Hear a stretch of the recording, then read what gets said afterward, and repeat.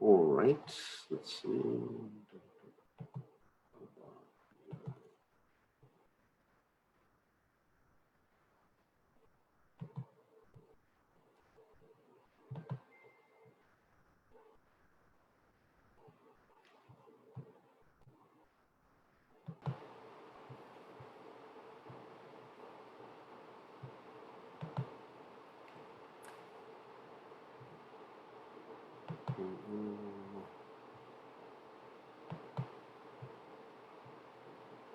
Okay, good to see everybody.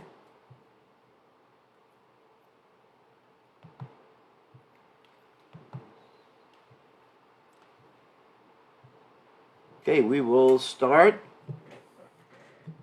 by chanting Jai Radha Madhava. All right. Jaya Radha Madhava Kunya Bihari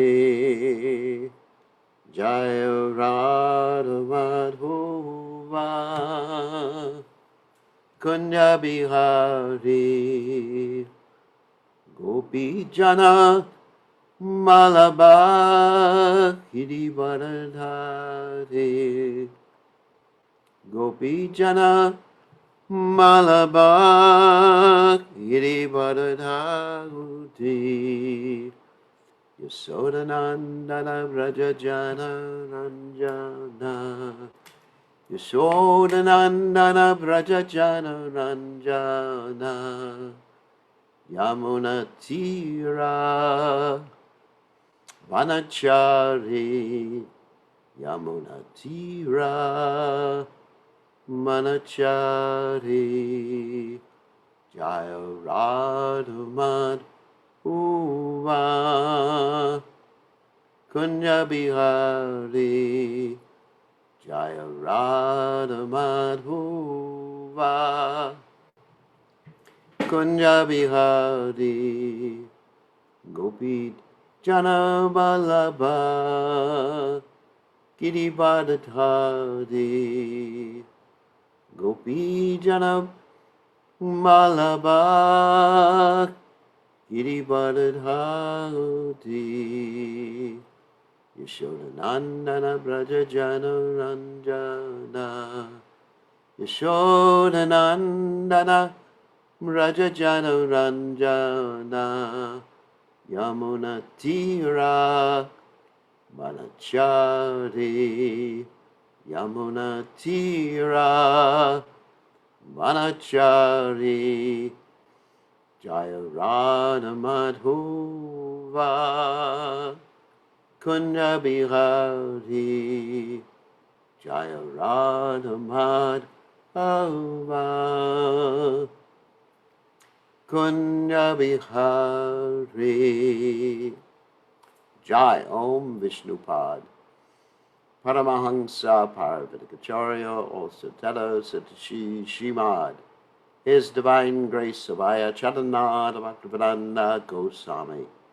Srila Prabhupada Ki Jai ISKCON Founder Acharya Srila Prabhupada Ki Jai Anantakoti Vaishnava Vrinda Ki Jai Namacharya Srila Haridas Thakur Ki Jai Prem Se Kaho Shri Krishna Chaitanya Prabhu Nityananda Shidwaita Gadadha Shivasati Gaur Bhaktavrinda Ki Jai Shri Shri Radhakrishna Gopikapada Sayam Kun Radhakunda Giri Govardhan Ki Jai Vrindavan Ki Jai Maturam Ki Jai Jagadada Swami Ki Jai Yamunamai Ki Jai Shrimati Tulasi Devi Ki Jai Samaveda Bhakta Vrinda Ki Jai Gaur Premananda Hari Hari.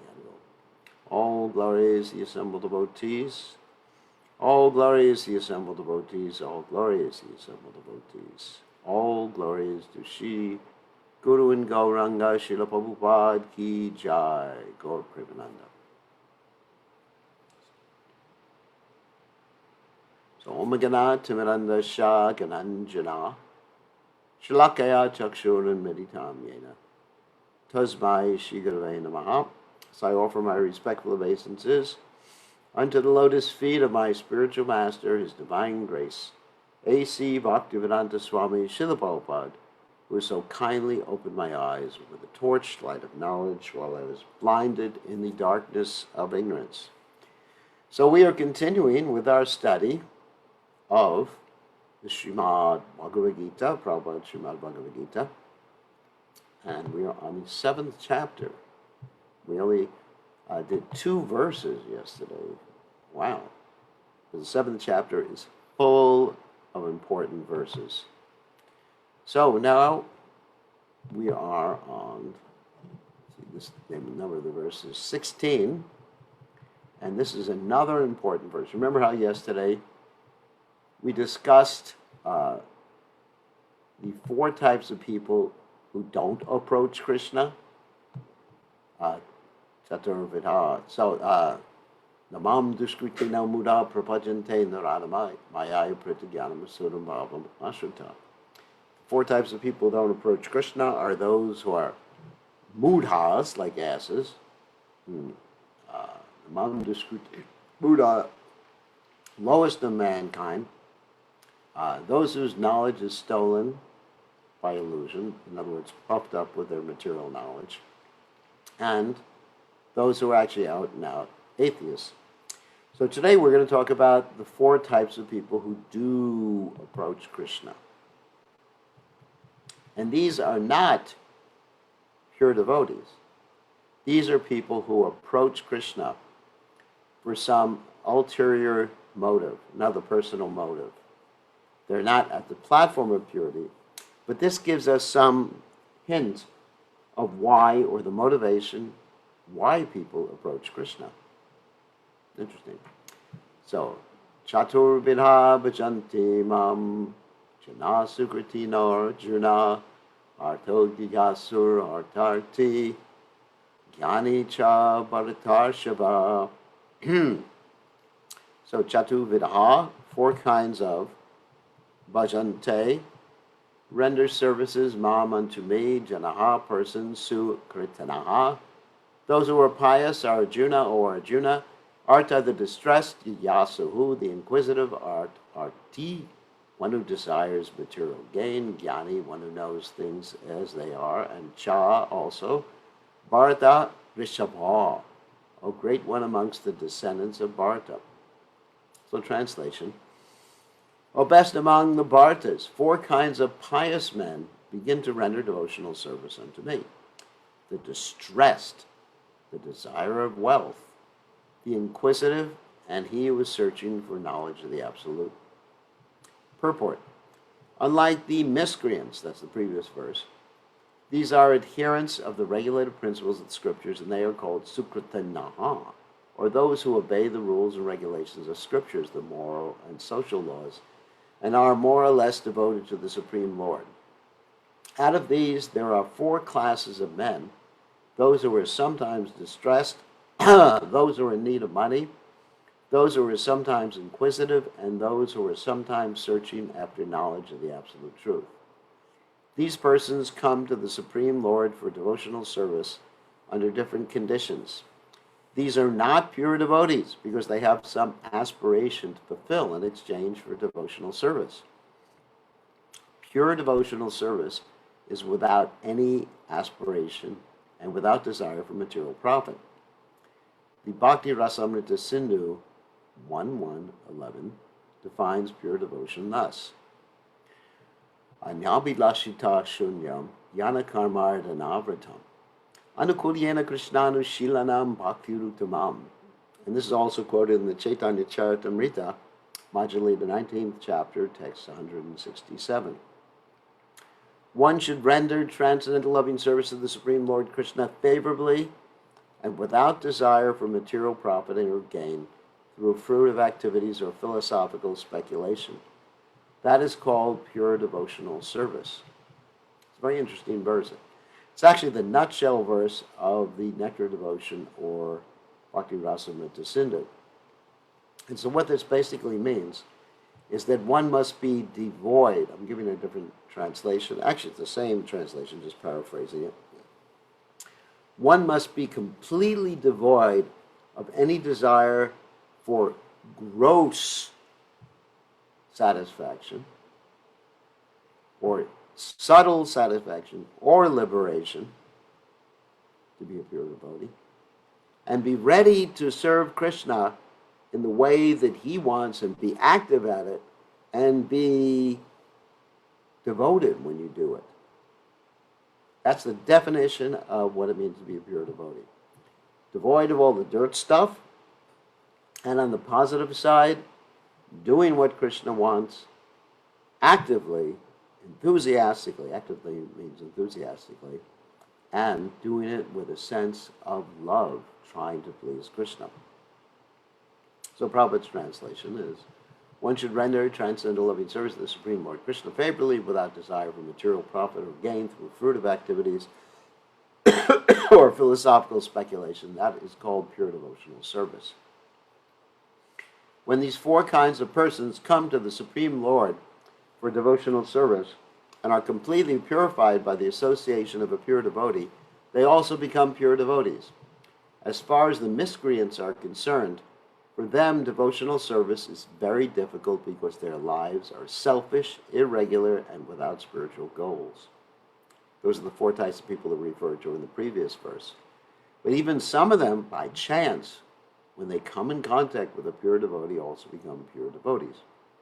A typical example is Magrari the hunter. Magrari the hunter was basically Naradama, lowest of mankind. Also, he was a mudha, like an ass. He wasn't Surabhavamashrita, and he wasn't Maya Pratyajnana. He wasn't an atheist because he never even thought about it, and he didn't even think about being intelligent. Yet, when he came in contact with Narada Muni, even though he was half-killing, torturing animals, doing the most nefarious activities, he actually gave it all up and became a pure devotee. Of course, he had to be warned by Narada Muni about his impending suffering in his future life. What was his impending suffering? His impending suffering was that he was going to have to take a birth for every animal he tortured and be tortured in the same way.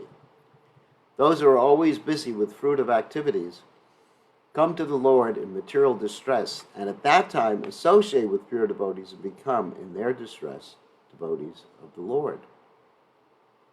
So sometimes even Krishna puts people in distress so that they will come to him. Those who are simply frustrated also come sometimes to associate with the pure devotees and become inquisitive to know about God. Similarly, when the dry philosophers are frustrated in every field of knowledge, they sometimes want to learn of God, and they come to the Supreme Lord to render devotional service and thus transcend knowledge of the impersonal Brahman and the localized Paramatma, and come to the personal conception of Godhead by the grace of the Supreme Lord or his pure devotee. On the whole, when the distressed, the inquisitive, the seekers of knowledge, and those who are in need of money are free from all material desires, and when they fully understand that material remuneration has nothing to do with spiritual improvement, they become pure devotees. As long as such a purified stage is not attained, devotees in transcendental service to the Lord are tainted with fruitive activities, the search for mundane knowledge, etc. So one has to transcend all this before one can come to the stage of pure devotional service. Let me give an example of someone who had sort of all material desires and he came to the stage of pure devotional service.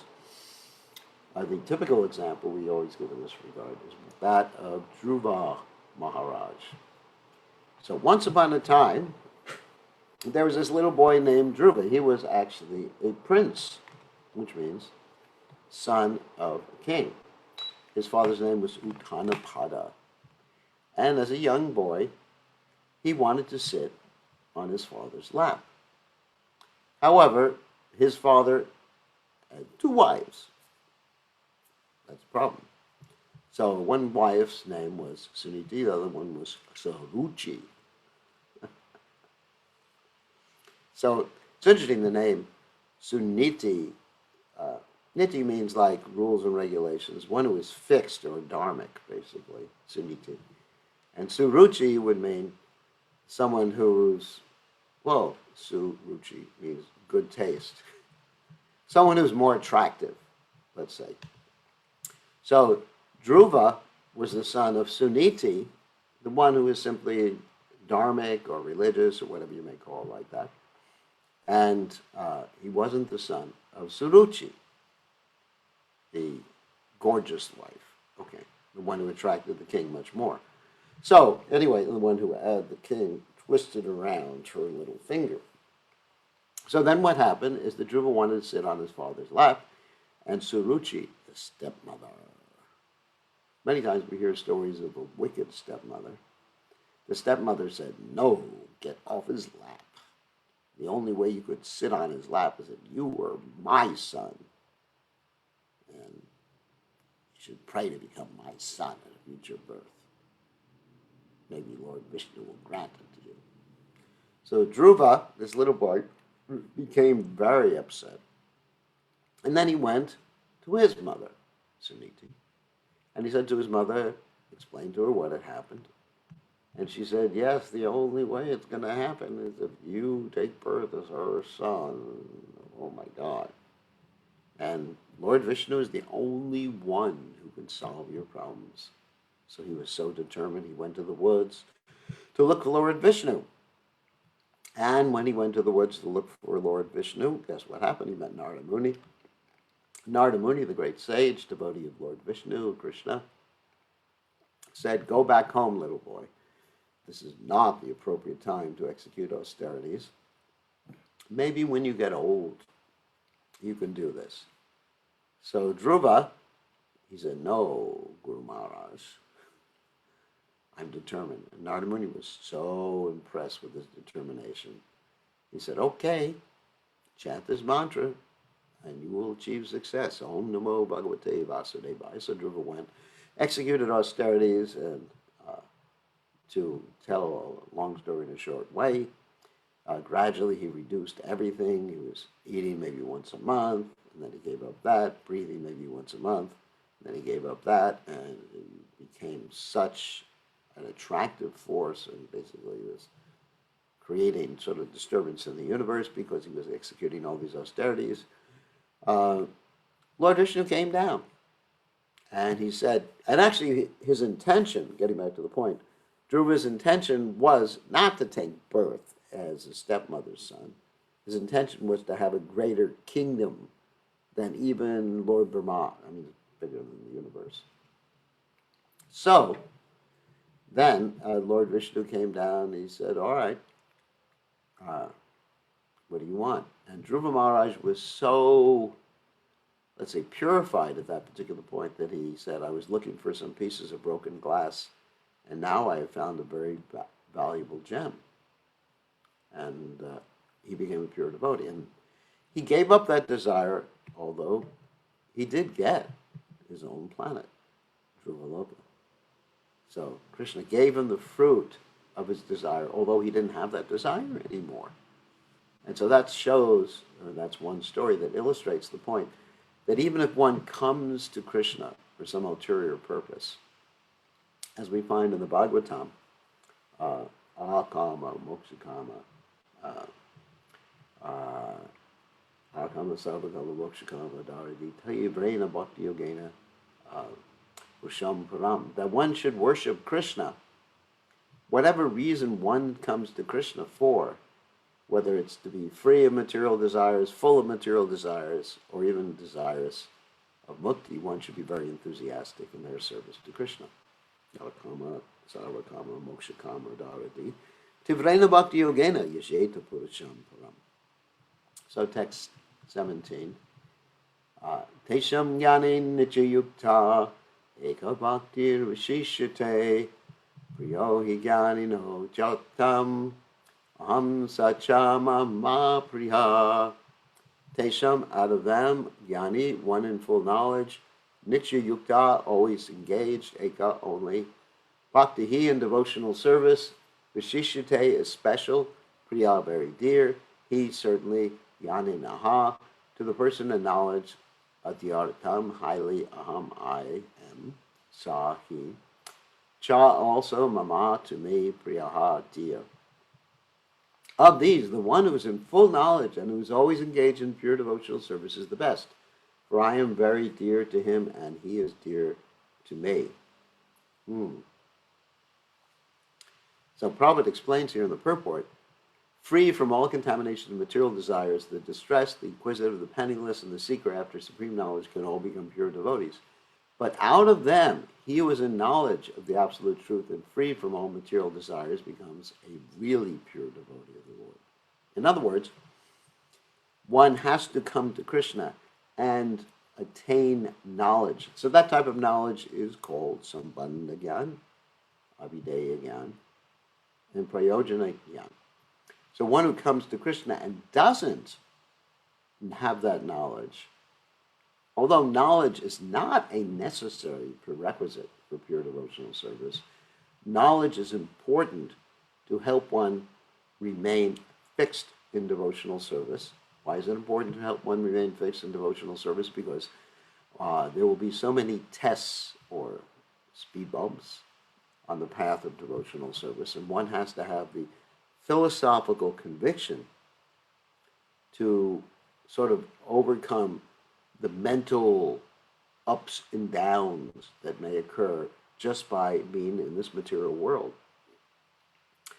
So, and of the four orders, the devotee who is in full knowledge and at the same time engaged in devotional service is, the Lord says, the best.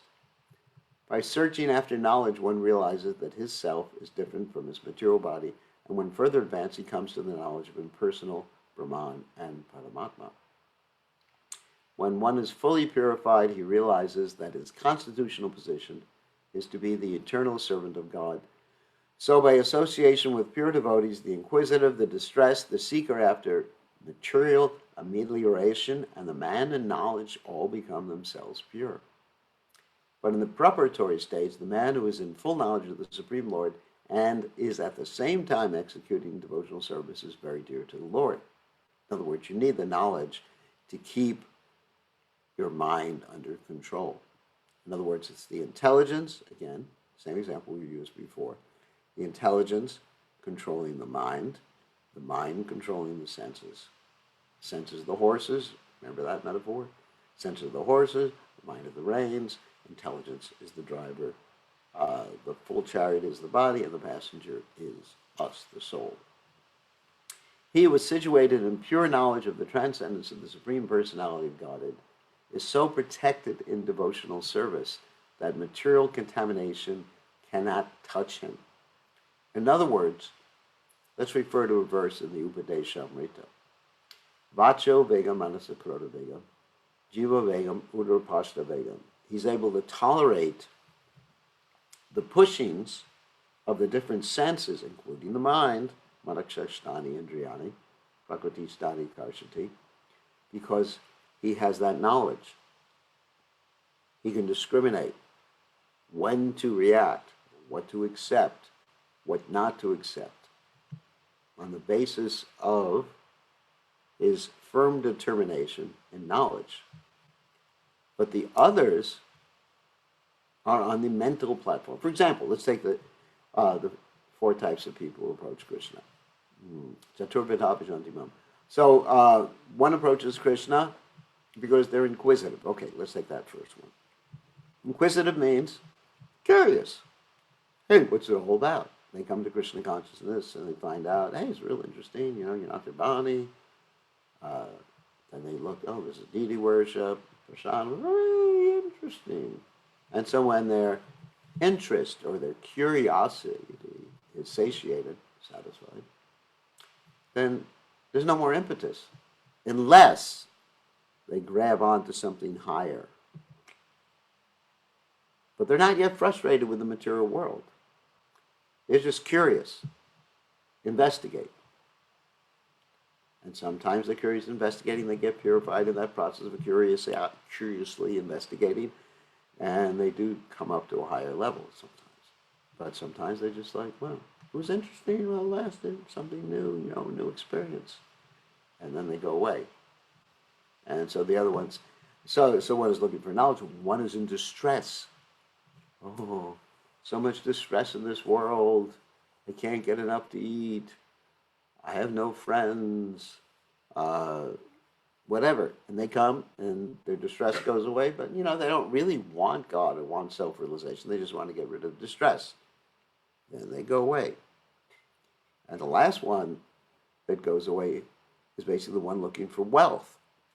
They come and they understand you worship God. He's the most wealthy, and you get things from him. So they worship God, or they come to the movement, and they get wealth. And you see that sometimes in third world countries. I mean, generally in America, people don't come to the movement because they want wealth. I mean, they don't join the movement. They may come up to the devotees and say, we'll pay you for your blessings. You know, bless me, my business will be successful. I mean, sometimes people come to the temple and ask me to bless their new car, or ask me to bless their business, whatever, you know, business blessings, car blessings, wife blessings, you know. Or even we mentioned that funny story. One time we were in Mexico and we did a fire sacrifice, and people put their gold in the fire and said this is for the blessings of the fire, although I thought that they were giving the gold as a donation. So then they go away. I didn't see those people again. So those three types of people, you know, the inquisitive, or those in distress, or those who want wealth, unless they actually change their motivation, they don't stick to it. And changing the motivation happens in many cases, but in some cases, it just doesn't happen. For one who's looking for knowledge, his goal is actually to achieve the highest knowledge. And then he gets the knowledge, and he's a tattva brahma jigyasa. Now is the time to look for the absolute truth. Generally, they're more likely to continue. So we see that. We see that all the time. Those who are looking for knowledge. And actually, on the other hand, we have people who come to Krishna consciousness because they've been Krishna conscious in their past lives, and they're just missing Krishna. You know, they're just looking for Krishna. They don't know they're looking for Krishna, but they're looking for Krishna. So that final type of person is not mentioned in the previous verses. So, Udara sarva hivaite jnani tvat maiva me matam astita sahi yuktatma mamivanu tamam gatim udaraha magnanimous sarve all eva certainly ete this yani one who is in knowledge too, but atma eva just like myself may my matam opinion astitaha situated saha he certainly yukta atma engaged in devotional service mam in me eva certainly anutamam the highest katim destination. All these devotees are undoubtedly magnanimous souls, but he who is situated in knowledge of me I consider to be just like my own self. Being engaged in my transcendental service, he is sure to attain me the highest and most perfect goal. So this means basically the same thing. One who has his intelligence, his goal fixed, and he's able to identify what is illusion, what is Krishna, that person will most likely remain fixed. I mean, there's problems the person may have too, but in most cases, that person will remain fixed because their motivation is to attain Krishna. So purport. It is not that devotees who are less complete in knowledge are not dear to the Lord. The Lord says that all are magnanimous because anyone who comes to the Lord for any purpose is called a Mahatma, or a great soul. The devotees who want some benefit out of devotional service are accepted by the Lord because there is an exchange of affection. Out of affection, they ask the Lord for some material benefit, and when they get it, they become so satisfied they also advance in devotional service. But the devotee in full knowledge is considered to be very dear to the Lord because his only purpose is to serve the Supreme Lord with love and devotion. In other words, his goal is Krishna consciousness. I want to be a pure devotee. Not I want to enjoy. Not I want to be free from distress. Not I want Krishna to give me some wealth. But sometimes, you got to dangle something in front of devotees, like come to Krishna consciousness and you eat very nicely, which is true. And many people join because of the taste of prasadam. That is a fact. Prabhupada said we are sometimes called kitchen religion. But if you are staying because of the taste of prasadam, then after 10 years, I think you got some problems there. I mean, you could still like the taste of prasadam, but if you haven't gone to the point of wanting to please Krishna, wanting to please the spiritual master, then there's instability at that point. If you still think, I am the enjoyer in Krishna consciousness, you haven't really integrated the real point, which is that Krishna is the enjoyer, as we read in the 5th chapter, Bhaktaram Jagasap Sarvaloka Maheshwaram Suridam Sarvabhutanam Gyatvamam Shantim Richati. Bhaktaram Jagatapasam Sarvaloka Maheshwaram Suridam Sarvabhutanam Gyatvamam Shantim Richati. Similarly, the Supreme Lord is very fond of his devotee and cannot be separated from him. Here's a beautiful verse from the 9th canto of Srimad Bhagavatam. In the Srimad Bhagavatam, 9th canto, 4th chapter, text 68. The Lord says, Sadavo Hridayam Mayam, Sadunam Riyam Tvam, Madanyat Tena Janati, Naham Tebyo Managapi. The devotees are always in my heart, and I'm always in the hearts of my devotees. The devotee does not know anything beyond me, and I also cannot forget the devotee. There's a very intimate relationship between me and the pure devotees. Pure devotees in full knowledge are never out of spiritual touch, and therefore they are very much dear to me. In other words, let me go over this verse again. It's quite a beautiful verse. The sadhus, that's it, sadhavo, sadhu means devotee. Hridayam Mayam. So sadhavo Hridayam Mayam, sadhunam Hridayam Tvam, that I am in the heart of the sadhus, and sadhus are in my heart. Basically, that's what it says. Madanyat, other than me, te najanati, they don't know anything other than me. Naham, I, not I, tebyo managapi, and the same thing with me. I don't know anything other than them. Very nice. Such a nice reciprocal relationship. Of course, that's also brought out in the 4th chapter of the Gita, Yayatamam prapajante tam satariva vajamiham. I am reciprocating with the devotees. As they approach me, I approach them. So if someone is simply focused on Krishna, doesn't know anything else but pleasing Krishna, and Krishna's pure devotees, then that's all Krishna just knows, to please them. Another important verse here, and this is really a significant verse, one which we've been talking about last few days with some people outside of the class. Mohanam janmanam ante gyanavam mam prapajate vasudeva sarvamiti sa mahatma sudurlabham. Mohanam, many, janmanam, repeated births and deaths, ante, after, Yanavan, one who is in full knowledge, mam, unto me, prapajate, surrenders Vasudevaha. The personality of Godhead Krishna, Sarvam, everything, iti thus, Saha, that, Maha Atma, great soul, Sudurlabha, very rare to see. Translation, after many births and deaths, he was actually in knowledge, surrenders unto me, knowing me to be the cause of all causes, and all that is. Such a great soul is very rare. Now, why have we been discussing this with devotees recently? Because a devotee questioned me, how do you not get discouraged when people come and people go? Or you work so hard in trying to bring someone to the absolute truth, to Krishna, and then people may not stick or people may go.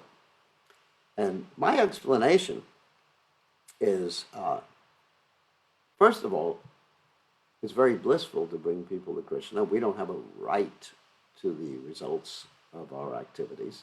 That would be fruit of devotional service. And secondly, that we see that in many people's cases, devotional service is a multi-life endeavor, as we've read previously. Swapamapyasha dharmasha trayate mahatobayat, that in this endeavor there is no loss or diminution. So for many people, this is their first contact with Krishna consciousness. And they're making as much advancement as they're going to make in this lifetime. And then you started them on the path, or you've helped them along on the path. and next lifetime more, and next lifetime more. However, if one decides to stick with the path their whole life, and Prabhupada is guaranteed that they will go back to Godhead. But it's very difficult for many people because to stick with the path of spiritual life for 80 years, 90 years, some people join at 20, because I joined at about that time. And now I'm 70, so it's like 50 years. And I've stuck to the path. But we've seen it's not easy for everyone to have that determination because so many things happen in one's life, so many responsibilities, changes of situations happen, changes of health, changes of location, changes in the country, changes in the economy. I mean, I can't imagine all these things that may occur. It's hard for someone to predict how they're going to feel when they're 20 or 30 years older than they are now. So the point is, we're happy just to get people started. It's very satisfying. If people can continue that, it's even more satisfying. People continue their whole lives. It's even more satisfying. So we don't get discouraged. We're actually carrying out Krishna's plan because everyone has free will anyway. I gave the example that when I first started accepting disciples, I thought, well, make everybody pure devotees in 15 minutes or less. Not quite that. That would be ridiculous. But that's thinking that I am the doer, because everyone has free will. Prabhupada said one time, don't be surprised at who leaves, be surprised at how many people will stay. And you see that, it may take many lifetimes. Not necessarily. You can do it in this lifetime. All you got to do is stay fixed in the rounds and the principles throughout your life and be faithful to Prabhupada's mission. It's easy. So when they say, that's easy for you to say, but it's actually quite easy. So, and actually I was also explaining to a devotee, it was an interesting discussion. The devotee was asking, what do we do if we just have all these different, what we call anarthas, and get discouraged? I say if someone said to me, after 20, 30 years of movement, wow, I'm still the same old. Well, I made some progress, but it's still the same old, same old. That was the question the person asked. And I said, however, Krishna is seeing that you're actually doing the austerity and you're remaining loyal through all those years. I mean, this is what Krishna values. Krishna doesn't value just simply some show, outward, emotive show, but Krishna values the loyalty year after year, the dependability that one shows through bad times and good times. It's first lesson in the Bhagavad Gita. Matra sparsha stukanteya sitoshna sukadu agama paina nichastam satiksha shaparata. One should tolerate happiness, distress, pleasure, and pain. But why should one tolerate? To please Krishna. Another verse, tatenu kampam sushimiksamana punjanabad makratam vipakam ridvad vapuravir vidadam namaste jiveta yo mukti padaya sadayabhak. That one should tolerate whatever happens and see that actually maybe I was meant to suffer a lot more than I'm suffering right now. And I'm just getting a token. And then go on serving Krishna with one's heart, body, mind, and words. So, this is really the point. So, one can make it just by being loyal. It's interesting. Just by being loyal. You don't have to be spectacular. You don't have to be effulgent. You don't have to have like 20 lumens or 2,000 lumens or 2 million lumens of a luminosity. You just have to be loyal, and then everything is taken care of at that point. It's really interesting. I was explaining that to the person. Loyalty is very important. So purport. By Prabhupada, the living entity, while executing devotional service or transcendental rituals after many, many births, it's a long time to be born again and again and again, may actually become situated in transcendental pure knowledge of the Supreme Personality of Godhead, situated in transcendental world. That, the Supreme Personality of God, is the ultimate goal of spiritual realization. In the beginning of spiritual realization, while one is trying to give up one's attachment to materialism, there is some leaning towards impersonalism.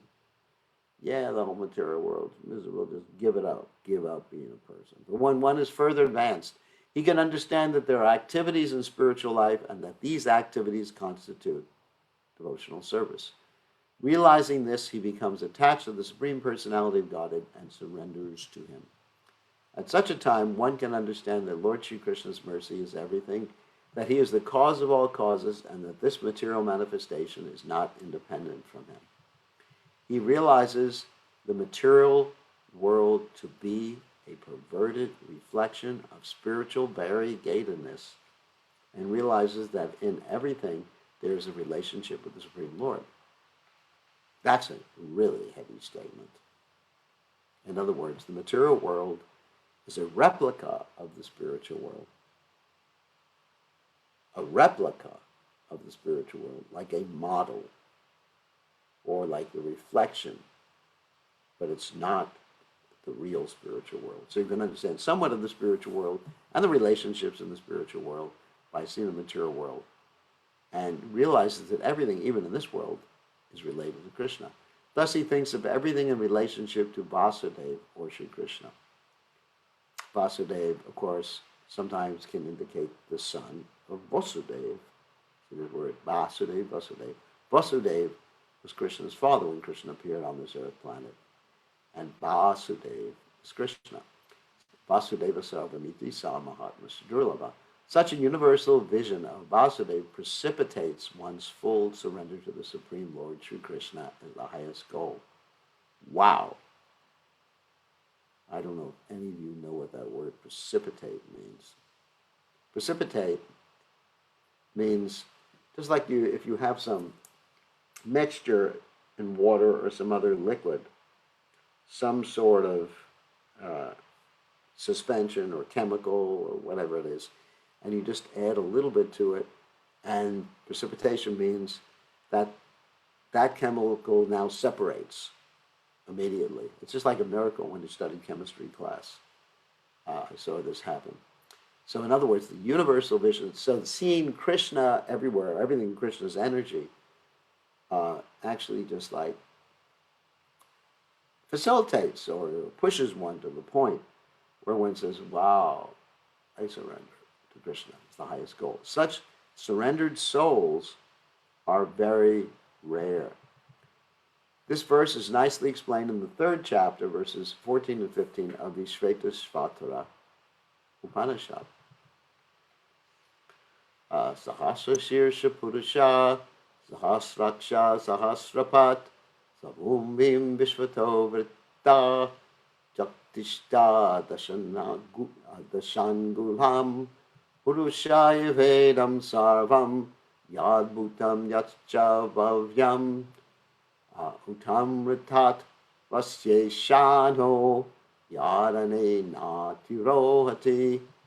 In the Chandogya Upanishad 5:115, it is said, Devayavacho na chakshumshi, na shrotrani, na mamshityakshate, prana iti, evachakshate prano, yevetani, sarvani bhavanti. In the body of a living being, neither the power to speak, nor the power to see, nor the power to hear, nor the power to think is the prime factor. It is life which is the center of all activities. Wow. In other words, all these things are there, but it's the life or the consciousness which allows all those things to occur.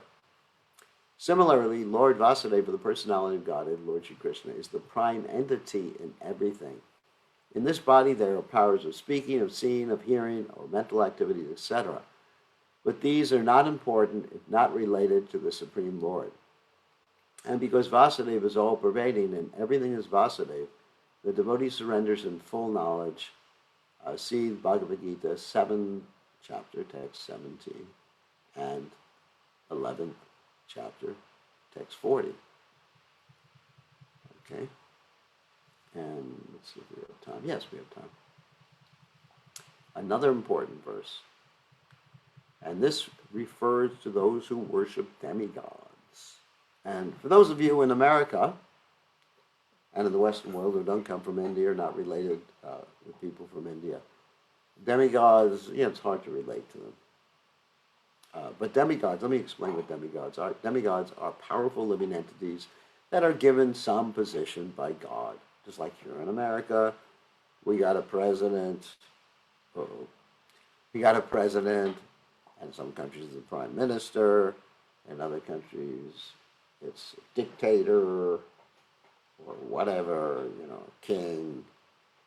So these are all representatives of God that have a higher position than we have. I don't have the position of president. I'm not in charge of the mayor. I'm just whatever, just regular devotee. So these powerful personalities, here we're talking about devatas, are in charge of different aspects of the material creation. They're more than a mayor, more than a governor, more than a president, and some of them are in charge of whole planets, like this one devata, Bhumi, who is in charge of this planet, and some of them are in charge of many planets, and some of them are in charge of different forces. Krishna just empowers people to take certain responsibility because they want to do it. They like controlling, so Krishna gives them that position. So many times people want to worship these devatas so they can get a similar position because these devatas have more facility than us, just like someone who has a very high position. Let's say a president or prime minister or something is given a lot of facility. For example, if you're president of the United States, and I would like you all to be president, or any of you to be president, you do a hell of a, sorry for the French, better job than the present one. But in any case, if you're president of the United States, you have your own airplane, and you have several airplanes, you have control of so much. I mean, it's just like, wow, let me worship Krishna to become president. Anyway, so people worship Krishna to want to attain position of the demigods or association or go to higher planets. And then also people worship the demigods. So that's also interesting too. So why would you worship the demigods rather than Krishna? Well, the reason you would worship the demigods is that the demigods being lower, they require less than Krishna requires. Krishna requires surrender, giving your heart to him. Demigods don't require that. They just require bribes. And many times we've talked about how things work or worked in India, how you can get anything you want by giving a little money. And we mentioned one time we were on a bus, and I mentioned this in the previous classes. We were on a bus and we wanted to go down a one-way street or where we weren't supposed to go. And I just told one of the devotees with us to offer, like 100 rupees, which is nothing for us, to one of the police. And the police were glad to let us go. Of course, at the same time, I told all the devotees in the bus who had Western skins to actually duck down so the police wouldn't see us. The reason for that is because the police would want more money then. So many times people want to go to these demigods for material things. And Krishna here is making reference to that in this verse. So, kamais tashtar rita prabhajante devata tam tam nimamastaya prakritya niyata swaya. Kamai, by desires, tai, various. Rita, deprived of jnanaha, knowledge, prabhajante, surrender. Anya, to other, devataha, demigods, tam, corresponding, niyamam, regulations. Ashtaya, following, prakritya, by nature, niyata, controlled, swaya, by their own. Translation. Those whose intelligence has been stolen by material desires surrender unto demigods and follow their particular rules and regulations of worship according to their own natures. In other words, they want something, they don't want to be Krishna conscious, so they have an easy way, just bribe. Of course, Krishna later says these are abhiti purvakam, not recommended, not proper. Those who are freed from all material contamination surrender unto the Supreme Lord, engaged in his devotional service. As long as the material contamination is not completely washed off, they are by nature non-devotees. In other words, there's some combination of impurities. But even those who have material desires to resort to the Supreme Lord are not so much attracted by external nature because of approaching the right goal, and they soon become free from all material lust. In the Srimad Bhagavatam, it is recommended that whether one is a pure devotee and is free from all material desires or is full of material desires that desires liberation from material contamination, he should in all cases surrender into Vasudeva and worship him, as stated in the Bhagavatam 2.3.10. And this is a verse I just quoted a few minutes ago. Akama sarva kamo bhak moksha kamo dharadi tivrena bhakti yogena yajeta purusham param. Less intelligent people who have lost their spiritual sense take shelter of demigods for immediate fulfillment of material desires. Generally, such people do not go to the Supreme Personality of Godhead because they are in the lower modes of nature, ignorance and passion, and therefore worship various demigods. Following the rules and regulations of worship, they are satisfied. In fact, some people don't even worship demigods, they worship politicians. Make Maya great again.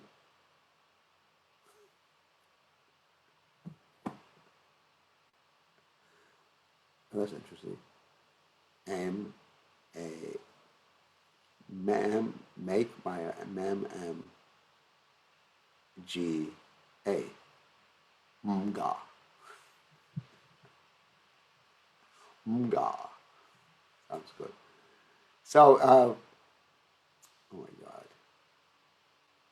Following the rules and regulations of worship, they are satisfied. The worshippers of demigods are motivated by small desires and do not know how to reach the supreme goal. But a devotee of the Supreme Lord is not misguided, because in Vedic literature there are recommendations for worshiping different gods for different purposes. That is, a diseased man is recommended to worship the sun. Those who are not devotees of the Lord think that for certain purposes demigods are better than the Supreme Lord. But a pure devotee knows that the Supreme Lord Krishna is the master of all. In the Chaitanya Charitamrita Adi Lila, 5th chapter, text 142, it is said, Ekala, Ekale, Ishvara, Krishna, Arasabda Brija. Only the Supreme Personality of Godhead, Krishna, is master, and all others are servants. Therefore, a pure devotee never goes to demigods for satisfaction of his material needs. He depends on the Supreme Lord, and a pure devotee is satisfied with whatever he gives. Now, there are some pastimes where pure devotees go to the demigods to get Krishna. And one of those pastimes was enacted by the gopis in Vrindavan. The gopis in Vrindavan were worshipping the goddess of Katyayani. There's this particular vrat or vow called Katyayani vrat. Katyayani, of course, is Durga, and they worship her for a certain time of the year by bathing in the river, even though it's extremely cold, eating very little, called chavisha, just unspiced food, boiled food, like that. And at the end of that, they're supposed to get whatever they want. In fact, many young girls in India do that to attain a proper husband. Of course, the best husband is Krishna. So the gopis were doing that. And after they performed this Katyayani vrat, guess who they got? They got Krishna, and Krishna did so many tricks to get them. I mean, he stole their clothes and everything as they were bathing in the rivers. There's a story like that in the 10th canto of the Srimad Bhagavatam in the Krishna book. So read that story and you'll see. But that is an exception, and that is done only by the pure devotee of the Supreme Personality of Godhead. Otherwise, worship of the demigods is not recommended. It is on the same level of illegality as it is illegal to bribe a policeman. And that's why Krishna later on will read, he says, Abhidi Purvakam, it is improper path. So on that happy note, we will take some questions. Let's go to questions. All right, give me 1 second to unmute you all.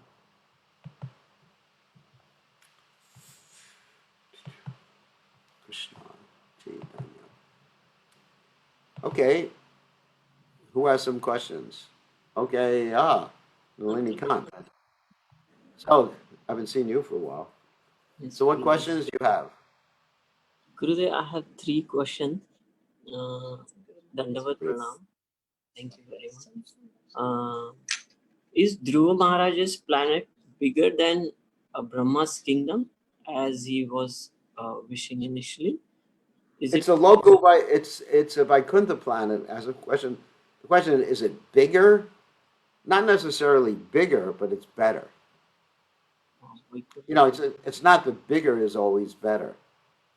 Sometimes you got better things. You know, sometimes you have like a big old computer, and it's much better to have a small, up-to-date computer than a big old computer. Or you have a big old car, which is better, a big old car or a new Maserati. I don't know if you know what a Maserati is or whatever, race car. So bigger is not better, but it's better because it's a localized Vaikuntha planet, you know. Dhruva Loka, you know. That's pretty good. It's a planet where there's no anxiety. Dhruva Loka. It's the pole star. So is it presiding deities are Vishnu there? Yes, Vishnu is always there presiding, yeah. Gurudev, can I answer? Second question, okay. Janma karma chame divyam. In that verse, do we need to know all the pastimes, or does it mean No, you just need to know that Krishna's pastimes and be convinced that Krishna's pastimes are eternal and they're spiritual. You need to be completely convinced about that any pastime of Krishna is completely spiritual. You cannot know all of Krishna's pastimes because there's unlimited pastimes. Does it mean being absorbed in the pastimes?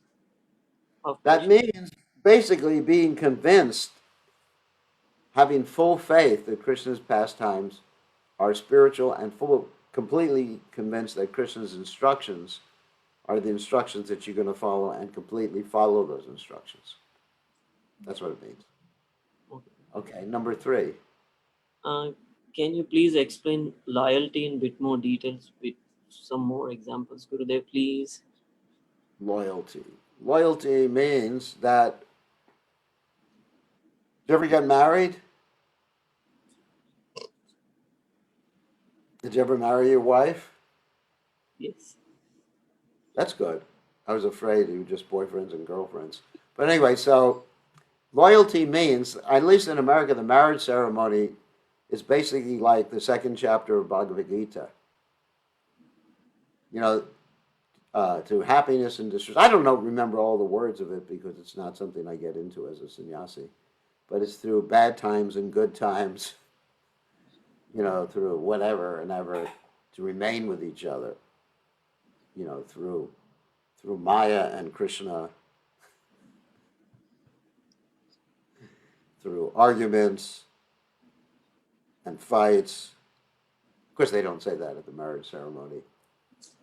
Through bad prasadam and good prasadam. So that's one. Of course, another aspect of loyalty, I mean, obviously, is not just sticking with Krishna, but actually following what Krishna says and following and not committing offenses against Krishna's devotees. I mean, following Krishna's instructions, but trying your best. You know, just like you may have a football team and you may be a loyal fan of a particular football team. Like, I mean, you're a loyal fan of the New Zealand, All Blacks or something like that? No. No? Why not? I don't watch any games, Gurudev. Not even cricket. They're going to have to they're going to have to change the name of the New Zealand team because it's a very racist name.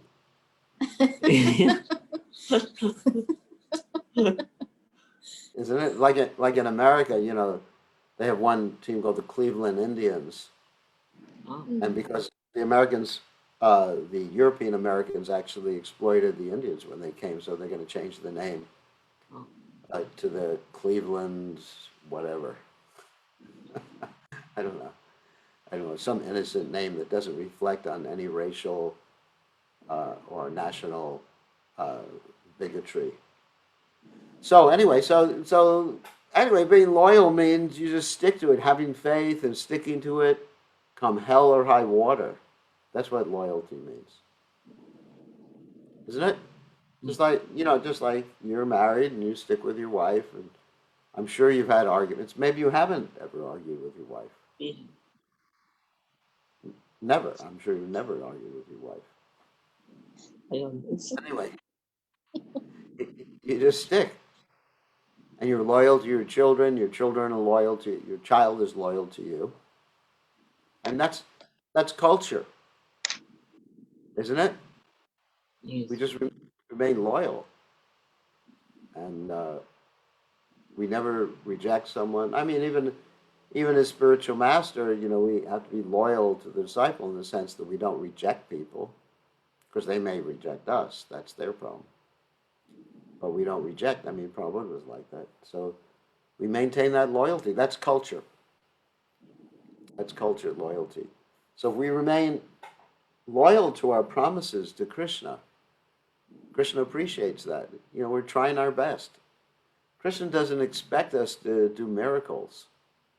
Like Prabhupada said, that our consciousness is more or less like a piece of coal that if you try to wash it, it just gets dirty. So, of course, Krishna can change coal to diamond under the proper pressure. That's true. And Krishna certainly puts us under pressure to change our consciousness like that. But still, we're dependent on the mercy. So if we remain favorable and loyal to Krishna, Krishna will take care of us.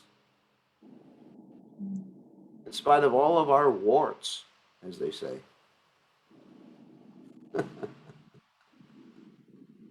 Isn't it? So that's important. Try your best. That's all Krishna wants. Krishna doesn't look at the quantity of what you're doing. He looks at the quality, and he looks at you sticking to it regardless of the situation. Just sticking to Krishna consciousness. Thank you. All right. All right. Thank you. That's your quota for the week of questions. Anyway, so who else has a question? No one else. All right. Hello, Gurudev. It's Chitralekha here. Just like Hare Krishna. You have a question? Hare Krishna. Yes, accept my obeisances. If one gets to the point when one sees Vasudev everywhere, for example, in this material world, so I see Vasudev in every living or non-living entity. That's right. I've always thought that isn't it risky, like that we stick to this material world because we're so happy seeing Vasudev Krishna everywhere. For example, I think in nature, when I see nature, I can feel like, wow, this is Krishna's energy and it's Krishna everywhere in animals. But then I see then I say, this world is very beautiful. Of course, I also see misery and everything else. But isn't it like, isn't there a risk of like getting attached to this world because we see Krishna here? No, because one is also honest about, like you see the government in the prison house, but you don't get attached to the prison house. You also, when you see Krishna everywhere, you also see what's happening everywhere. And you see the purpose of what's happening everywhere. And you understand what Krishna wants. And yet, if you understand, this is called teleology. That means the study of purposes. If you understand the purpose of everything, it's part of seeing Krishna everywhere. So what's the purpose of the material world? What's the purpose of the prison house? Then you act accordingly. So it's not only seeing Krishna's connection with everything, but why Krishna or how Krishna connects with everything. Okay. There's also a why, how, what, where, when, And I think, as I mentioned many times, the most important question is the why question. Why is the material world like this? Why are we suffering? Why are we enjoying it? Why are we in this body? What is the purpose of life? Like that. Okay? That's part of seeing Krishna everywhere, is to understand. It's not holistic to see Krishna everywhere without understanding why is Krishna everywhere, or Okay. the purpose of Krishna being there. Okay, I Thank you, think we're Gurudev. gonna end. Thank you very much, Hare Chitralekha. So we're gonna end now. It is time Krishna. for Krishna. Okay, Gurudev, all. Uh-oh. Yes, Sumukha, what's the question? Gurudev, I was, Nalini Prabhu asked this question about 4-9 Janma Karma Chame Divyam. One who knows the transcendental nature of my appearance, Yeah. disappearance, does not live with the body, And the requirements for this one is, do you have to become a pure devotee of Krishna to do that? No, no, you can know that you can know about Krishna's, you can be convinced about Krishna's transcendental nature without being a pure devotee. That means intelligence. That means you will become a pure devotee. It's Okay. not that you janma karma chame divime yovi tattvatam. Chaktvedeham purna janma naiti mam sarojana. The one who knows that Krishna's activities and appearance are transcendental will not have to take birth again in this material world. That's not a requirement to be a pure devotee, because that means you will become a pure devotee. One who's convinced about it will become a pure devotee, and therefore not take birth again in the material world. Okay? One Okay. more clarification. One more clarification, Gurudev. What are the activities a devotee should do to come to that stage? Like we wake up in the morning, we have a shower, Yeah, then we yeah, take a shower. Definitely then we take go for dressing the deities, then we come back, then we do our rounds, then we go back to work, then come back We again in should the hear. evening. The most important thing is to hear regularly. Is to hear. That's more important than taking well, please take a shower. But it's more important than these other external activities, is to hear. Srinvata swakata Krishna punya shravana kirtanat hridyantaksto yabadrani vidunoti saritsatam. One should hear about Krishna regularly. And when you hear about Krishna regularly, then the other activities become perfected. You know, the Nava Bhakti, 9 processes of devotional service, beginning with what? Hearing. Prabhupada said because he heard nicely, he could chant nicely. And when you chant nicely, you can remember. So all the other processes are dependent upon hearing. If you are not hearing Bhagavatam regularly, then you will not execute the other processes properly. It's not just work. It's work with the right consciousness. And if you don't work with the right consciousness, if you don't hear regularly, you will not work with the right consciousness. That's important. Nityam Bhagavata Sevaya. Always hear Bhagavatam. All right, we're going to end now. I got things to do. All glories to Srila Prabhupada ki jai.